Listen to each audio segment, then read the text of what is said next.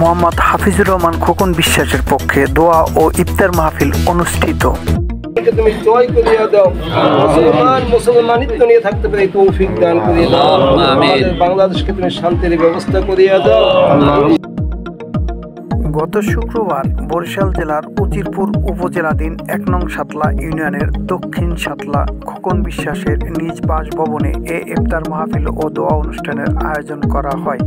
এ সময় তার এলাকার মাদ্রাসা ও গ্রামের 5টি মসজিদে ইফতার মাহফিল ও দোয়া অনুষ্ঠানের আয়োজন করা হয়। ইফতার ও দোয়া মাহফিল সম্পর্কে খোকন বিশ্বাস আমাদের প্রতিনিধিকে বলেন, প্রতি বছরই আল্লাহ রহমত করি এবং আমাদের ফ্যামিলিগত সবাই মিলেই এটা করা হয়। 5টি মসজিদ, মানে আমাদের একটা মসজিদ এখানে ছিল, ফকিরবাড়ি মসজিদ, এটা সবাই জানে। এই ফকিরবাড়ি মসজিদ ভেঙে অনেকই হচ্ছে, 5টা আরও বেশি হচ্ছে, কিন্তু আমাদের এই বংশগত 2-3টা আছে, আর এই এলাকাবাসী সব মিলিয়ে 5টা এই কাছাকাছি 5টা আমি ইফতারি দিই এবং বাড়িতেও আত্মীয় স্বজন আসে, মিলে এই প্রতি বছর এই অনুষ্ঠানটা করা হয়। আচ্ছা, আপনি দেখছি যে আজকে আপনার বাড়িতেও যে একটা প্রোগ্রাম করলেন ওর পাশাপাশি, তাতে আমার মনে হচ্ছে এখানে প্রচুর লোকের সমাগম হচ্ছে, সুন্দরভাবে শান্তিপূর্ণভাবে দেখলাম প্রোগ্রামটা করলেন। এবং মূলত কি আপনার কোনো অন্য টার্গেট আছে যে অন্যরা যেরকম একটা রাজনীতি বা বিভিন্ন দিকে একটা পরিকল্পনা থাকে, আপনার কি এমন কিছু ভবিষ্যৎ কোনো পরিকল্পনা আছে? এইটা ওইভাবে কিছু না, যেটা দোয়া করানো হয় এটা আল্লাহকে রাজি খুশি করার জন্য। এটা অনেকে বলে বিভিন্ন রাজনীতি করার জন্য, কিন্তু ঘটনা হচ্ছে দর্শকে এবং জনগণ যেটা করবে সেইটাই আমি চাই। আচ্ছা, আমি একটাই বলি, আপনি কোনো দলের না বা কোনো দল নিয়ে কোনো সময় কাজ করেন না, তথাপি আপনি গত নির্বাচনে আপনি প্রার্থী হয়েছিলেন, একদম পুরোপুরি আপনি ঘোষণা দিয়ে নেমেছিলেনও। সে সময় জানি যে একটা প্রভাব ছিল, সবসময় একদলীয় একটা চিন্তা ভাবনা ছিল। সে থেকে বেরোয় আগামী যদি সুন্দর কোনো একটা প্রশ্ন আসে বা এরকম কোনো সুযোগ থাকে এলাকাবাসীর সেবা দেওয়ার জন্য জনপ্রতিনিধি হিসাবে নির্বাচন করে, তখন কি আপনি এরকম কিছু করার ইচ্ছা আছে?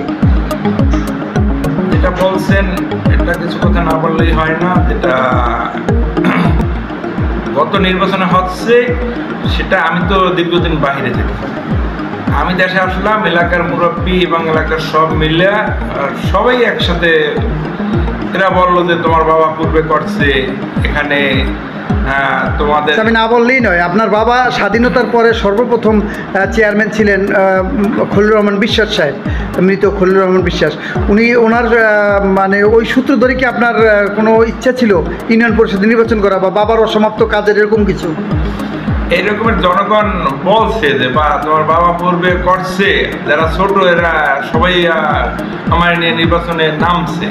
নির্বাচনে আমার ওই রকম কোনো ইচ্ছা ছিল না, কিন্তু জনগণ ধরছে, পরে তো নির্বাচন করছি, নির্বাচন শেষ করতে পারি নাই। আওয়ামী লীগ প্রথম ধাপে যে কথাটা বলছে যে এটা নিরপেক্ষ নির্বাচন হবে, আমি নিরপেক্ষ নির্বাচনের জন্য আমি এখানে আসছিলাম। কারণ বিশেষ করে বাইরে যারা থাকে এরা কোনো মতেই কোনো রকমের ওই রাজনীতি যেটা হিংসা বলা হয়, এই হিংসাটা প্রতিহিংসাটা পছন্দ করে না। আমিও তাই, আমি দীর্ঘদিন বাইরে, আমি রাজনীতির প্রতিহিংসা আমি পছন্দ করি না।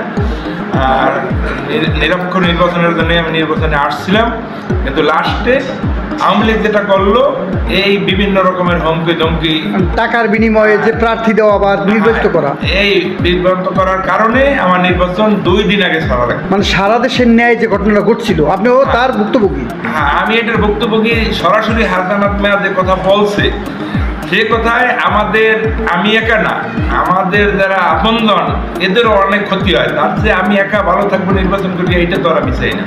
আমি চাই দর্শককে নিয়ে বা গ্রামীকে সবাইকে নিয়ে ভালো থাকার জন্য।